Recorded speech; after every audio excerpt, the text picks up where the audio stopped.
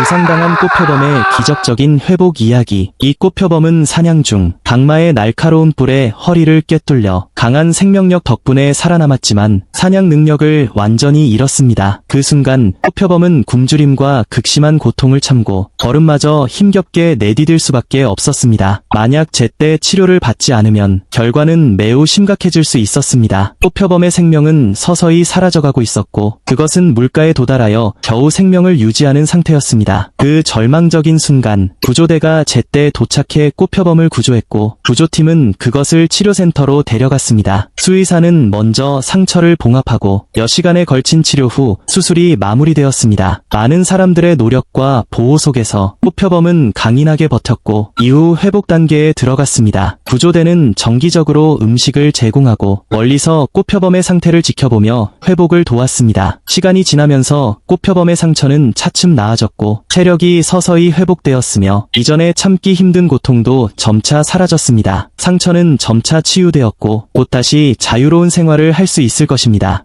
집 근처에서 발견된 거대한 뱀의 흔적. 거대한 비단뱀이 숨어 있을까? 한 남자가 잃어버린 물소를 찾고 있던 중 숲속에서 10m가 넘는 뱀의 허물을 발견했습니다. 그는 즉시 수색 범위를 넓혔고 그는 물소가 어젯밤에 집에 돌아오지 않았다는 사실을 떠올렸습니다. 그리고 집 뒤에서 또 다른 뱀의 허물을 발견하게 되었습니다. 이로 인해 사람들은 점점 더 두려워하게 되었고 이것이 거대한 비단뱀이 남긴 흔적일 것이라 추측했습니다. 근처에 뱀의 굴이 있을 가능성도 제기되었습니다. 계속해서 수색을 하던 중 그들은 숨어있는 굴 입구를 발견했습니다. 그들은 이 굴 속에 거대한 비단뱀이 숨어있을 것이라고 추정했습니다. 이 뱀을 쫓아내기 위해 남자는 고추와 나무를 가져와 불을 붙여 연기를 내기 시작했습니다. 불길이 타오르고 굴 안으로 연기가 밀려 들어갔을 때 갑자기 굴 속에서 무시무시한 뱀이 튀어나왔습니다. 이 뱀이 바로 그 거대한 비단뱀일까요? 하이에나의 협력적 사냥. 하이에나가 휴식을 취하고 있던 영양을 갑자기 습격했습니다. 위험을 감지한 영양은 즉시 도망쳤지만 하이에나는 강력한 물어뜯는 힘으로 영양의 척추를 물었습니다. 하이에나의 물어뜯는 힘은 매우 강력해서 한번 목표를 정하면 쉽게 놓지 않습니다. 극심한 고통 속에서 영양은 미친 듯이 몸부림치며 주변을 돌며 방어하고 깃다리로 계속 반격하려 했습니다. 그 격렬한 몸부림 덕분에 하이에나는 잠시 물고 있던 이빨을 떼었고 영양은 짧은 시간 동안 통제에서 벗어났습니다. 하지만 영양은 도망칠 수 있는 거리가 충분히 멀지 않았고 하이에나는 다시 영양의 뒷다리를 물었습니다. 그때부터 나머지 하이에나들이 합세하여 영양은 더 이상 도망칠 수 없게 되었습니다. 하이에나는 뛰어난 팀워크를 자랑하는 동물로 각각의 하이에나들은 서로 협력하여 피해자의 체력을 소모시키고 우위를 점할 수 있습니다. 이 팀워크 덕분에 하이에나는 얼룩말이나 대형 동물, 심지어 어린 동물들까지 사냥할 수 있는 상당히 높은 사냥 성공률을 자랑합니다. 사자의 치명적인 추격. 기린 새끼를 쓰러뜨리다. 사자는 기린 새끼에게 돌진하여 공격을 시작했습니다. 반항할 힘이 없는 새끼 기린은 순식간에 땅에 쓰러졌습니다. 하지만 사자들은 새끼 기린을 놓지 않고 기린 어미와 새끼를 둘러싸며 포위하기 시작했습니다. 새끼 기린은 땅에 누워 움직이지 않았고 사자들은 기린 어미에게 계속해서 공격을 가하며 기린의 체력을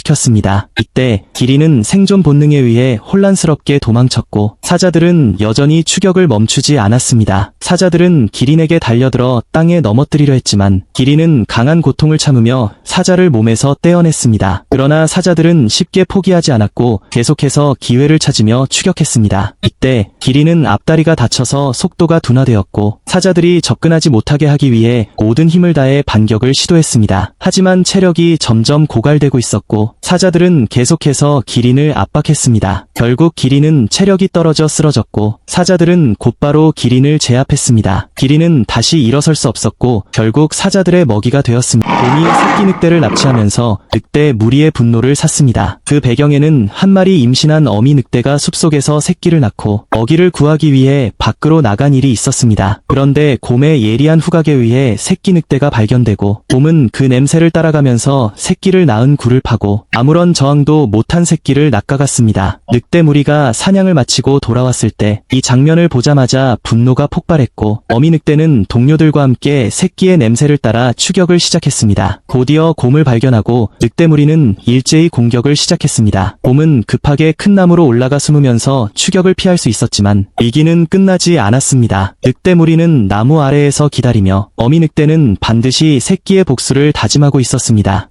정말 놀라운 순간이다. 이 검은 곰은 겨울잠 중에 새끼를 출산했다. 갓 태어난 새끼들은 매우 작고 연약해 오직 어미의 체온에 의존해 생명을 유지한다. 어미곰은 깊은 겨울잠 상태에 있지만 새끼들은 본능적으로 젖을 찾아 먹고 어미의 지방을 통해 에너지를 얻는다. 시간이 지나 새끼들이 자라나는 동안 어미곰은 수개월 동안 먹지 못한 상태로 심박수와 대사 활동을 극도로 낮춘 채 버틴다. 얼음이 녹고 겨울잠이 끝나자 어미곰은 3마리 새끼와 함께 동굴 밖으로 나온다. 이제 생존을 위해 다시 먹이를 찾아야 하며 새끼들에게 야생 생존 방법을 가르쳐야 한다. 호기심 많은 새끼들은 모든 것을 탐색하려 하지만 어미는 항상 주변을 경계한다. 위험을 감지한 순간 어미곰은 즉시 경고 신호를 보내고 새끼들을 안전한 곳으로 이끈다. 그러던 중 앞에 한 마리의 수컷곰이 나타난다. 수컷곰은 새끼를 공격해 어미를 발정 상태로 만들려는 본능을 가지고 있다. 점점 가까워지는 위협 속에서 새끼들은 모두 나무 위로 피신하고 어미는 홀로 맞서 긴장된 대치를 이어간다. 결국 수컷곰이 물러나며 상황은 종료되고 이들은 다시 겨울을 대비해 체력을 비축한다. 겨울이 다시 찾아오자 어미곰은 새끼들과 함께 안전한 서식지로 이동한다. 그리고 4마리는 나무굴 속에서 몸을 기대며 다시 한번 겨울잠의 순환 속으로 들어간다. 다가올 봄을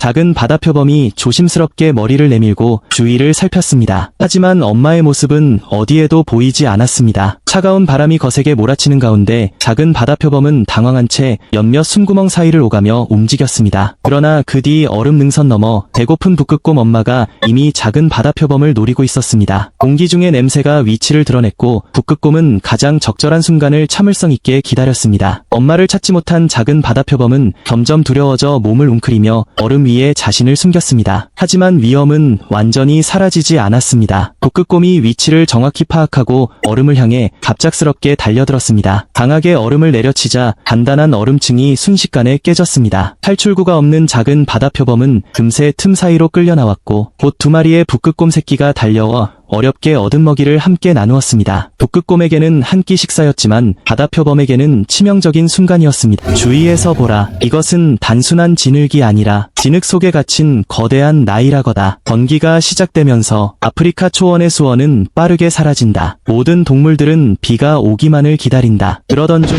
번개가 마른 풀을 덮치며 거대한 산불이 발생한다. 불길은 순식간에 초원을 삼키고 광활한 대지는 잿더미로 변한다. 하지만 비는 여전히 내리지 않는다. 물에 의존하는 생물들은 생존의 위기에 처한다. 거대한 메기 한 마리가 진흙 속에서 몸부림치며 마지막 물을 찾아 나온다. 그리고 표범은 하마의 위협을 감수하면서까지 진흙 늪에 접근해 그 메기를 사냥하며 생존을 이어간다. 반면 나일악어는 여전히 진흙 속에서 버틴다. 몸에는 마른 진흙이 덮여 수분 손실을 줄이지만 이미 물이 완전히 사라진 현실은 바꿀 수 없다. 시간이 흐르며 건기는 계속되고 결국 악어는 비를 기다리지 못한 채 벌레들의 먹이가 되어간다. 그리고 2달 후 마침내 하늘에서 빗방울이 떨어진다. 갈라진 땅이 다시 젖어들고 잠들었던 대지가 다시 살아난다. 강바닥은 물로 채워지고 식물은 다시 자라나기 시작한다. 동물들도 다시 돌아오며 생명의 순환이 재개된다. 불과 몇 주 만에 황폐했던 초원은 다시 활기를 되찾는다. 이것이 바로 아프리카 초원의 자연순환이다.